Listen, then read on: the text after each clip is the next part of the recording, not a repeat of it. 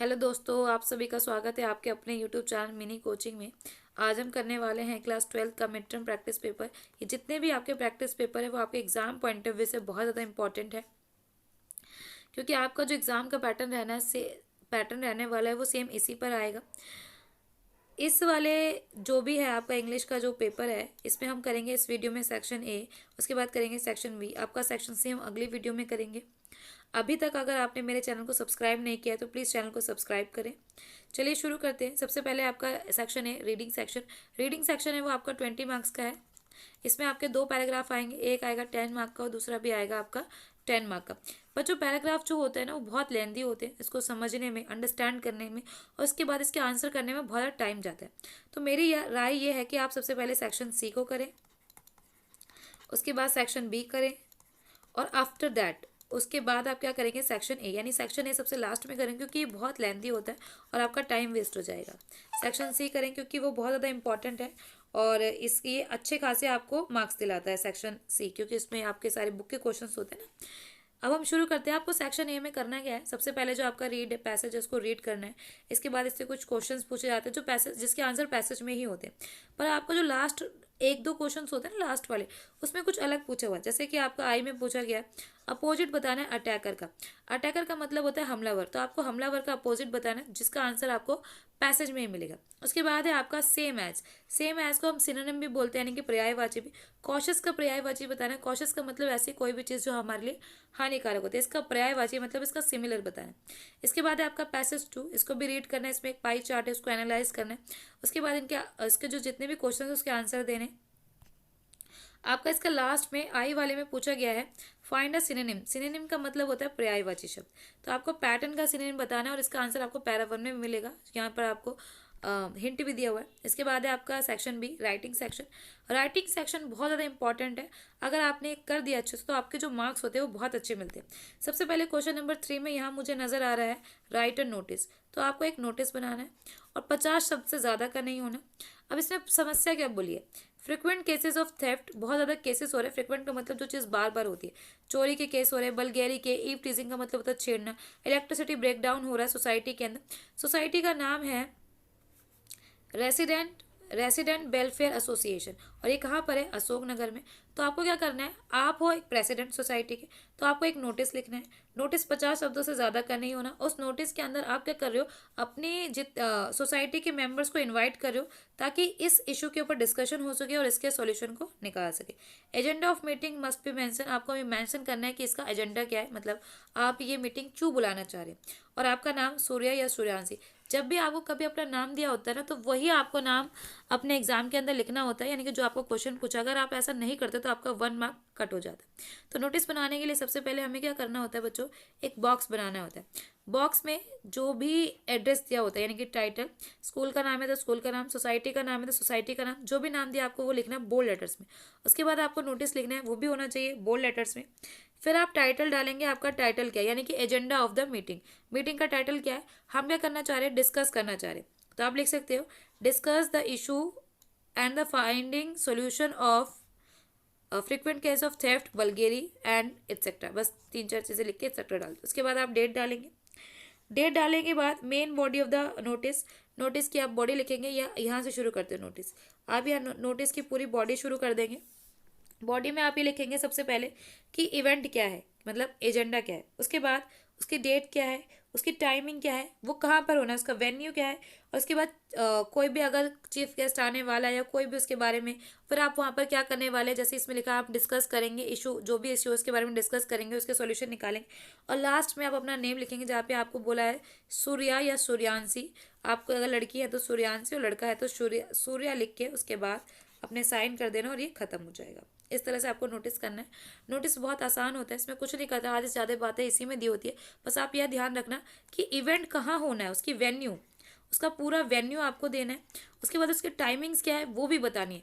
Event, venue और timings, ये 3 चीज़ें मोस्ट इंपॉर्टेंट है। अगर आपने तीनों को लिख दिया तो आपके आंसर सही बन जाएंगे। इसके बाद है, मैं इसका फॉर्मेट आपको वीडियो के लास्ट में प्रोवाइड करा दूंगी। डिस्कस द, इसके बाद इसका और वाला आप तो या वो कर लेगा ये, the cultural club of Vaid public school Noida is organising a talent hunt. एक कल्चरल क्लब है वैदिक पब्लिक स्कूल में टैलेंट हंट ऑर्गेनाइज करने वाला है। And eminent musician will be the guest of honour, और वहाँ पर एक म्यूजिशियन क्या है, गेस्ट है, यानी कि चीफ गेस्ट आने वाले हैं जिनका सम्मान किया जाएगा। एज मृदुल मृदुला, आप मृदुल या मृदुला हो the secretary of the cultural club, और आप सेक्रेटरी हो। ड्राफ्ट और नोटिस, आपको नोटिस बनाना है जिसमें आप स्टूडेंट्स को क्या करने वाले हो, इनवाइट करने वाले हो पार्टिसिपेशन के लिए। वही 50 शब्दों का फिर से हम एक बॉक्स बनाएंगे। नोटिस का यही फॉर्मेट है अपने स्कूल का नाम, जैसे वेद पब्लिक स्कूल है, कहाँ पर है, नोएडा में। उसके बाद आप बोल्ड लेटर्स में नोटिस लिखेंगे। फिर हम लिखेंगे टाइटल, हमारा टाइटल क्या है, हम ये जो लिख रहे हैं उसका टाइटल क्या है। तो टाइटल आपको नोटिस करना है पार्टिसिपेशन, आप लिख सकते हैं इन पार्टिसिपेशन ऑफ स्टूडेंट्स या पार्टिसिपेशन इन म्यूजिशियन। उसके बाद आप डेट डालेंगे, और उसके बाद आपकी जो मेन बॉडी है उसको पूरा शुरू कर देंगे, जिसमें आप इवेंट लिखेंगे। उसके बाद आप लिखेंगे डेट क्या है, टाइमिंग्स क्या है, वेन्यू क्या है, यानी कि इवेंट किस चीज़ के बारे में है, किस दिन होना है, क्या टाइमिंग है, कहाँ पर होना है, चीफ गेस्ट, जैसे कि बताया एक म्यूजिशियन आने वाले, चीफ गेस्ट कौन है। अगर कोई और डिटेल आपके पास रह गई हो तो आप वहाँ अदर डिटेल दे सकते हैं। इसके बाद क्या करेंगे, आप अपना नाम लिखेंगे। अब जैसे सेक्रेटरी है तो आप सेक्रेटरी लिख के अपना नाम लिख देंगे, उसके बाद आप साइन कर देंगे, तो ये बन जाएगा। और आपको बहुत ही कम शब्दों में लिखना है, सारी जानकारी आपको नोटिस से ही मिल जाती है। इसके बाद है आपका क्वेश्चन नंबर 4, यू आर शान श्रुति। यहाँ पर एड्रेस दिया है, you have lost your leather wallet, आपने अपना लेदर वॉलेट लॉस्ट कर दिया है। Containing your examination entry ticket of, आपके पास उसके अंदर आपकी एंट्री टिकट थी एग्जाम की। While travelling by a bus, आप बस से जा रहे थे रिठाला टू मॉडल टाउन, राइट और नोटिस, तो आपको नोटिस करना है। फिर से आप क्या करोगे, जब इस तरह के नोटिस होता है ना लॉस्ट या फाउंड के, तो आप क्या कर सकते हो, पहले जो एड्रेस है वो एड्रेस डालेंगे, ठीक है, आपको एड्रेस दिया है, एड्रेस पुट करेंगे, फिर बोल्ड लेटर्स में नोटिस लिखेंगे। उसके बाद आप लिखेंगे लॉस्ट लॉस्ट लॉस्ट लॉस्ट, 3 बार आप लॉस्ट लिखेंगे। अगर आपको कुछ पाता है तो आप फाउंड फाउंड भी लिख सकते हैं। फिर आप, ये आपका टाइटल हो गया, आप डेट डालेंगे और अपना शुरू करेंगे। आप इवेंट लिखेंगे, टाइमिंग्स लिखेंगे, डेट इवेंट मतलब आपका जो खो गया, कहाँ खोया, कब खोया, किस जगह अगर आपको अनुमान है वो लिखेंगे। अगर किसी को मिलता है तो वो कहाँ पर सबमिट कराए ये भी आपको जानकारी देनी है, इसमें दिया नहीं। अगर आप किसी को वो लेदर वॉलेट मिलता है तो वो कहाँ पर सबमिट कराएगा, आप कोई कॉन्टैक्ट नंबर लिखेंगे। आप बोल सकते हैं कि वो पुलिस स्टेशन में सबमिट करवाए, या जो भी आपके पास कॉन्टैक्ट है आप वो लिख सकते हैं। उसके बाद आप साइन करेंगे, अपना नाम लिखेंगे और साइन करेंगे। इसके बाद आपका खत्म हो जाएगा नोटिस। इसके बाद है आपका इस और वाला, यानी कि आपके 2 नोटिस आए, आपका क्वेश्चन नंबर 3 में भी नोटिस था और 4 में भी नोटिस है। You are Varun Veena of 23, Ramesh Nagar Delhi, address पूरा दिया, आपको एड्रेस पूरा डाला है नोटिस में, क्योंकि ये भी एक नोटिस ही है, ये रहा notice. You found a watch during, अब आपको फाउंड पाया, जैसे मैंने बताया आपको क्या करना है, सबसे पहले एड्रेस लिखना है, नोटिस लिखना है, बोल्ड लेटर्स में होना चाहिए एड्रेस भी और नोटिस में। मैं बार बार बोल रही हूँ क्योंकि बोल्ड लेटर्स के आपके मार्क्स होते हैं और बॉक्स बनाने का ही मार्क्स होता है, कोई बच्चा बॉक्स नहीं छोड़ेगा, मार्क्स उसको जरूर बनाना है। उसके बाद आप टाइटल डालेंगे, फाउंड फाउंड फाउंड 3 बार, फाउंड फिर एक्सक्लेमेशन मार्क, ये वाला जो होता है, फिर उसके बाद फाउंड फिर एक्सक्लेमेशन मार्क, फिर फाउंड फिर एक्सक्लेमेशन मार्क 3 बार।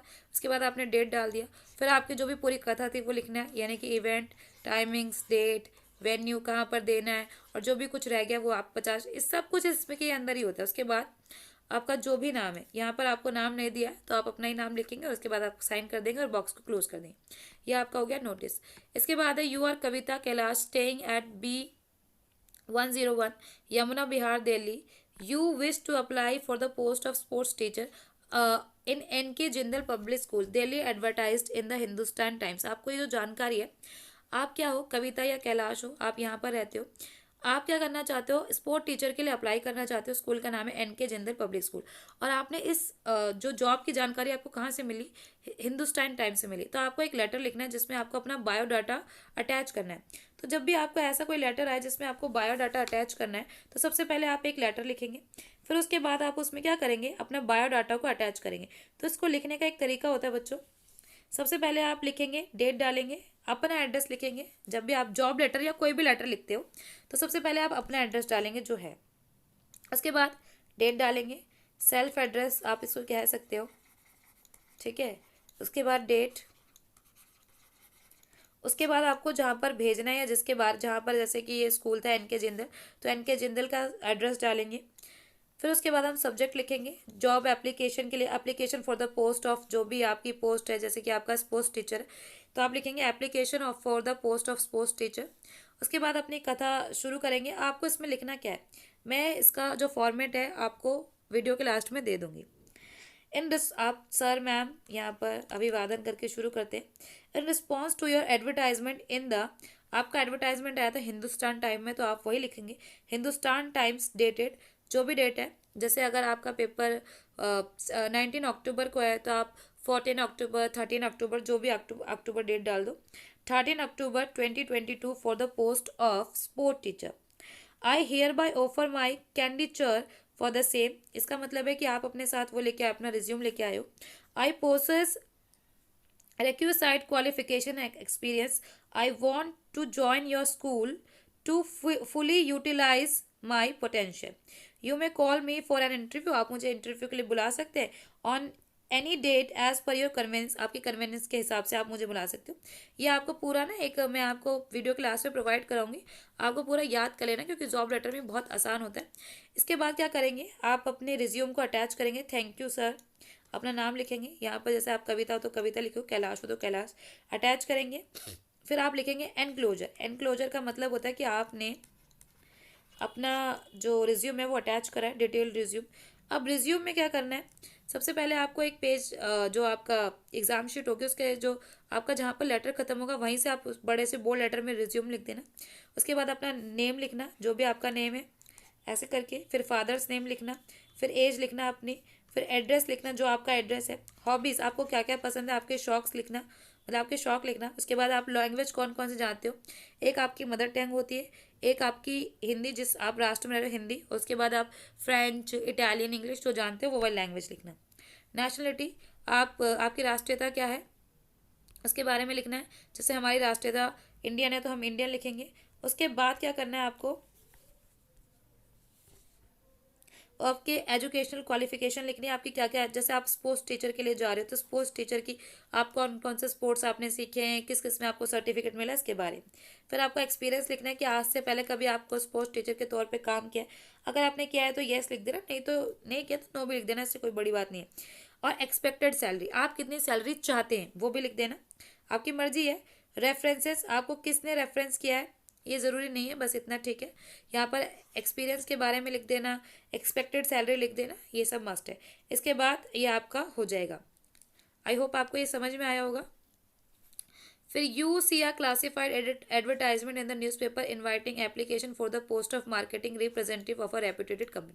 अब यहाँ पर भी आपको जॉब लेटर ही लिखना है, तो सबसे पहले अपना ये पूरा लिखेंगे जो लेटर होता है उसको, तो आपको उसका फॉर्मेट तो याद ही करना पड़ेगा बच्चों। इसके बाद आप क्या करेंगे, अपना रिज्यूम बनाएंगे। रिज्यूम पहले नाम, father's name, hobbies, age, nationality, ये सब लिखेंगे। फिर आपका एक्सपीरियंस जो है वो लिखेंगे। एक्सपेक्टेड आपकी क्या बोलते हैं उसको, एक्सपेक्टेड इनकम लिखेंगे। एजुकेशनल क्वालिफिकेशन बनाएंगे, अगर आपका कहीं एक्सपीरियंस हो तो वो डालेंगे, ये सब लिखना है।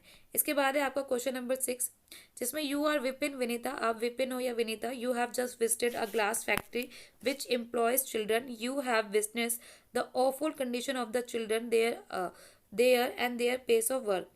You also recount the child laborers engaged in carpet and cracker industry, Brinklinks, roadside restaurant, and the domestic help. In spite of strict laws, you find it appealing that many people in educated society want the practice of child labor to continue the fulfill their selfish motives. Write an article. तो यहाँ पर आपको article लिखना है जो 120 से 150 words का होना चाहिए। 120 से 150 वर्ड्स का मेरा मतलब है कि एक पेज तो आपको जो आपके शीट का मिलता है ना उसको तो पूरी तरह से फिल करना है। एडवोकेटिंग, आपको एडवोकेटिंग मतलब वकालतगिरी करनी है। Ban on child labour, child labour के ऊपर लिखना है। बेसिकली आप चाइल्ड लेबर को कहाँ पर देख रहे हो, आप चाइल्ड लेबर को देख रहे हो क्रैकर इंडस्ट्री में, कारपेट में, ब्रिंक लाइन में, रोड साइड रेस्टोरेंट में, डोमेस्टिक में। यहाँ तक कि पढ़े लिखे लोग भी चाइल्ड लेबर को अपनी आवश्यकताओं को पूरा करने के लिए करते हैं। तो आपको बेस चाइल्ड लेबर के ऊपर ही पूरा आर्टिकल लिखना है। यहाँ से आपको बहुत सारे शब्द मिल जाएंगे जिसको आप अपने आर्टिकल में इस्तेमाल करने। तो आर्टिकल लिखने की मेन बॉडी क्या होती है, सबसे पहले जो आपका आर्टिकल का टाइटल है child labour, ban on child labour. तो आपका जो टाइटल है बैन ऑन चाइल्ड लेबर, तो आप यहाँ हेडिंग लिखेंगे ban on child labour bold letter में, और इसको फिर इन्वर्टेड कॉमास के अंदर इसको कर देंगे। उसके बाद आप क्या करेंगे, इसका इंट्रो बनाएंगे। इंट्रो का मतलब होता है कि आप 2-3 लाइन में कुछ भी चीज़ें जो आपके पैराग्राफ को स्टार्ट करती है वो लिखेंगे। उसके बाद आपका मेन कंटेंट होता है जिसको हम मेन बॉडी भी बोलते हैं, मेन कंटेंट जिसमें आप अपनी सारी कथा बताएंगे। उसके बाद होता है आपका कंक्लूजन। कंक्लूजन में क्या होता है, आपने जो पूरा लिखा, इंट्रो लिखा, मेन बॉडी लिखी, उससे आपने क्या सार निकाला, ये सब आप किस में लिखते हो, कंक्लूजन में। कंक्लूजन भी आपका 2-3 लाइन का होता है। और कंक्लूजन अगर आपको कुछ ना समझ में आए ना, तो इंट्रोडक्शन की एक लाइन उठाओ, मेन बॉडी की 2-3 लाइन लिखा उठाओ और वो कंक्लूजन में लिख दो, बस हो गया आपका कंक्लूजन। आपको इंट्रो लिखने का 1 मार्क होता है, कंक्लूजन लिखने का 1 मार्क होता है, और मेन बॉडी का आपको तो 3 मार्क होता ही है। तो आप इन सब चीज़ों को ध्यान रखें, तो आपको जो एग्जाम है वो बहुत अच्छे तरीके से होगा। इसके बाद है आईसी कब पूछा हुआ है और का, आप या तो आप ये वाला कर सकते हैं या फिर ये, U R Anand Anandita perfect divine public school Delhi rising case of जेवुलाइन क्राइम। जेवुलाइन क्राइम का मतलब होता है किशोर अवस्था में जो अपराध की प्रवृत्ति बढ़ रही है, उसी को जेवुलाइन क्राइम कहते हैं। An act of aggression destroy their life, जो उनका जो गुस्से वाली प्रगति है वो उनकी लाइफ को डिस्ट्रॉय कर रही है, स्पॉइल कर रही है उनके करियर को। राइट एन आर्टिकल, आपको एक आर्टिकल लिखना है और सजेस्ट करना है curbing juvenile crime for your school magazine. आपको अपने स्कूल मैगजीन के लिए एक आर्टिकल लिखना है जिसमें आप सजेस्ट करेंगे किशोर अवस्था में अपराध की प्रवृत्ति कितनी ज़्यादा बढ़ रही है। तो इसको डिस्क्राइब करने के लिए वही आपको फिर से एक इंट्रो बनाना है, और आपकी एक इंट्रो होगा, फिर उसके बाद आपकी एक मेन बॉडी होगी, उसके बाद आपका होगा कंक्लूजन। और ये सब बनाते वक्त आप बहुत ध्यान रखेंगे, इंट्रो आपका शुरू का 2-3 लाइन का होना चाहिए, मेन बॉडी आपकी कम से कम हाफ पेज तो होनी ही चाहिए, उसके बाद जो आपका कंक्लूजन फिर से 2 या 3, अगर आप ज़्यादा बनाने तो बेहतर है, पर ज़्यादा बड़ा भी नहीं होना चाहिए। तो आपका इंट्रो का 1 मार्क होता है, कंक्लूजन का 1 मार्क होता है, और आपकी जो मेन बॉडी है इसका 3 मार्क होता है। तो आप इन सब चीज़ों का बहुत ध्यान रखेंगे। इसके बाद है आपका सेक्शन सी, जो कि हम अगली वीडियो में करेंगे। अगर आपको ये वीडियो पसंद आई तो वीडियो को लाइक करें, शेयर करें, और आपके अपने चैनल मिनी कोचिंग को सब्सक्राइब करें।